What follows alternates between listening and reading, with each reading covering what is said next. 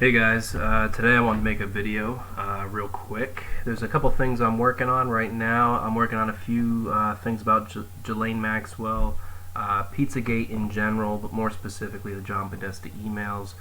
I will be making another video on that, but today I wanted to discuss, you may have heard about the DHS troops, for lack of better words, going into Portland and actually removing protesters off of the street in unmarked vehicles. There's videos of this on YouTube. I can even pull a couple up, where basically they're going in, they're not really even saying a word. They're just going up, grabbing the people, pulling them away, putting them in a van, or whatever. What did we see in China? We saw the same thing, right? We saw people being ripped out of their house, and those people were looking like they were afraid for their lives, and I mean they should be.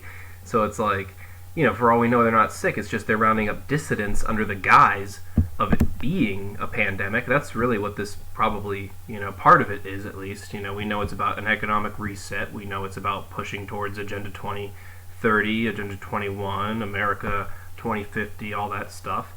But if you look at this, also, I just had this today, just a few minutes ago, that I read, where it says the DHS underboss were taking this national. So, when asked about calls for an investigation into DHS police tactics in Portland, Oregon, Acting Deputy Secretary of Homeland Security Ken Cucciolini tells NPR not only are they not going to stop, but they want to take the tactics nationwide. Well, we welcome. The more investigations, the better.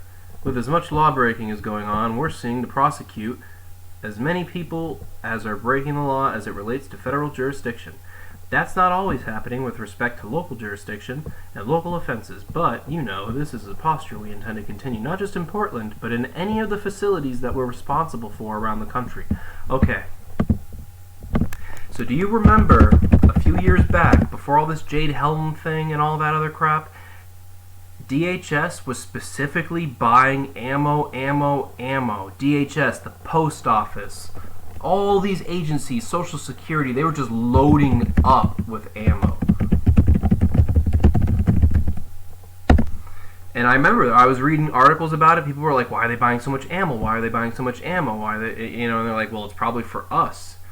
And check this out. It's a Forbes magazine. It's probably going to block me out. This is from October 20th, 2017, because I have an ad block and all that stuff. Why are federal bureaucrats buying guns and ammo? $158 million spent by non-military agencies. We live in a dangerous world. For the 70,000 officers at Homeland Security and the 40,000 officers within the Department of Justice, proper training and equipment are vital to their daily law enforcement duties. Over a nearly 2-year period, the last years of the Obama administration, these law enforcement agencies spent $138 million on new guns and ammunition. That seems reasonable. What's curious, however, is that traditionally administrative agencies spent more than $20 million. Four notable examples. Number one, the 2,300 special agents at the Internal Revenue Service are allowed to carry AR-15s, P-90 tactical rifles, and other heavy weaponry. Remember, you are not a United States citizen. You're a citizen of the Sovereign Republic of, or the Commonwealth of.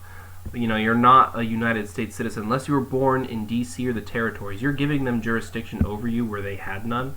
The IRS is a completely illegal agency. The income tax is completely illegal and voluntary under their own code, but yet they'll put a gun to your head. Great example. If you disagree, like, hey, you owe us money. No, I don't. Men with guns. And they don't want you to protect yourself. They don't want you to have those scary AR-15s because then you're competition against them, and they don't want that. So they're buying all these guns and weapons in preparation for what? Even the Veterans Affairs. I mean, think about that. Look at how many veterans are probably on compensation, all this other stuff. They cancel that. They cancel Social Security. There's going to be mass riots. There's going to be all sorts of stuff. And they're doing an economic reset right now. The VA, they bought... VA had 0 employees with the Arrested Firearm Authority. Today, the VA has 3,700 officers compared to 1996, armed with millions of dollars worth of guns and ammunition, including AR-15s, SIGs, and semi-pistols, which is what a fucking SIG is. But meanwhile, Department of Health and Human Services the very same people, National Institute of Health and Human Services, or maybe it's Department of Human Services now, but Fauci, World Health Organization, all these people, these are part of the people telling you right now to, wear a mask, stay inside, and, be afraid of everything.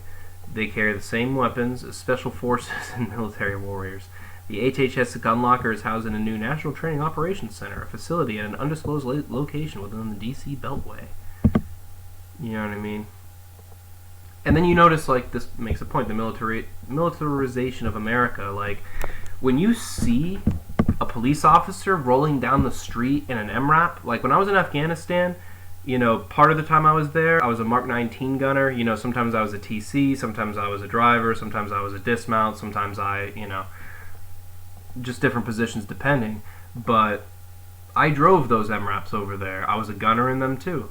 And I can tell you, like sometimes we would take, you could take small arms fire, you could take even blasts, like pretty big ones. HME sometimes would probably fuck you up, but I mean, other than that, you could roll over some stuff, might not even phase you.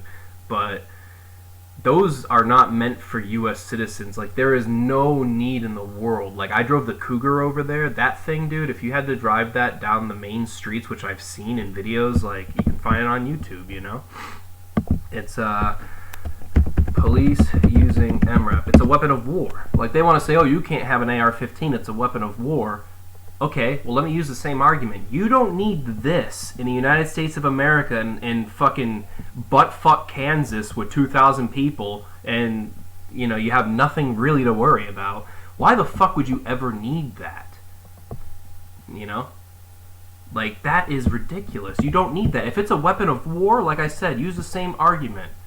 This is a weapon of war, so why is it on the American streets? Why are the people in it carrying AR-15s, armed to the teeth, with all this stupid fucking gear queer shit that they're never going to need or use, but they're fucking stupid and think they're cool, is the same thing in the military. You have the high-speed guy with fucking magazines 6-7 inches extended out of his fucking stomach, but it's just stupid to me. You have all this overkill, and you're wondering why. If it's weapons of war, then why do they have them on American streets, but they don't want American citizens having them?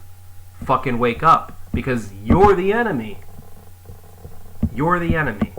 When Trump says, oh, we're attacking the invisible enemy, COVID, no, he's talking about you. He's talking about ideologies. He's talking about what you believe in. If you support the Constitution, if you're for America, you're just pro-America. Like, I'm a white man, and I'm a nationalist. So technically they'd say, oh, you're a white nationalist. You are a racist. No, I just happen to be white. Anyone can be a nationalist, but you see how they pose it as if nationalism is bad, when it's not. Having a love for your country, where you're from, your brothers, your sisters, anyone who was born here or comes here for opportunities, I say that's a good thing. How is that racist? How is that bad? Just because I'm white and believe that? If I was black and believe that, would it be any different? No. It's about divide and conquer anyway. They want to just put as many people against each other as they can, which is what they're doing right now, as they're readying to pull the fucking trigger. I mean, check this out, guys. Type DHS troops round up citizens Portland.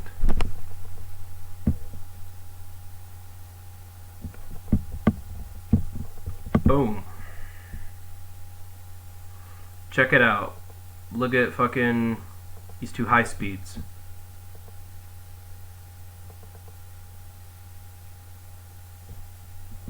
Your words, what are you doing?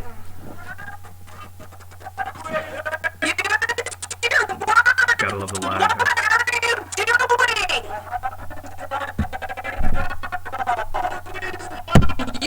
Use your words.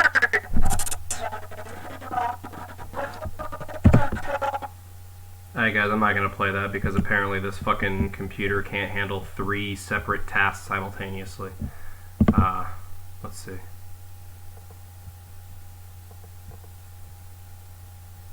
Yeah, I'm not bothering with this fucking garbage today. But anyway, you can look it up yourself. You got federal troops, unmarked vehicles, rounding people up.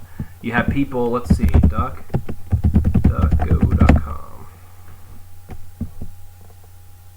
You got Chinese people being rounded up in vans.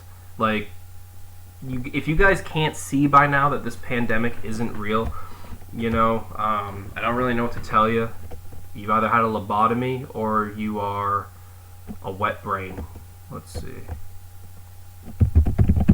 Chinese government unmarked vans looted. I'm just saying, guys, I can't believe it's actually gotten to this point.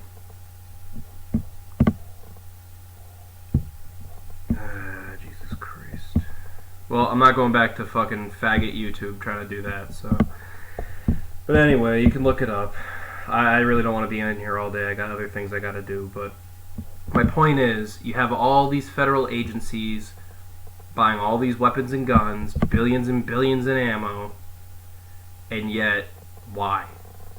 You're told you can't have an AR-15 and all this shit. They probably wouldn't even want you to own a bulletproof vest. If they could make that illegal, they would. You know they would. But they don't want you to have any of that stuff. Why? Why are weapons of war on American streets, but they don't want American citizens to have the weapons? Think about it. Seriously. You're going to have to make a real hard decision coming in the next couple months, man. Like, I'm not going along with this shit, so, I mean, take that as you will. I think you know what I'm saying, but, I mean, you could seriously lose your life in the next couple months, so, yeah. God bless, guys. Be safe.